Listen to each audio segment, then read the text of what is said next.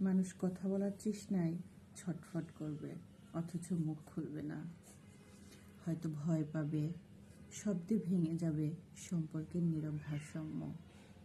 হয়তো জানবে বলা মানেই আবার হারিয়ে ফেলা কাউকে। কখনো অভিমানে মানুষ কথা বলার তৃষ্ণায় ভিতরে ভিতরে জ্বলে,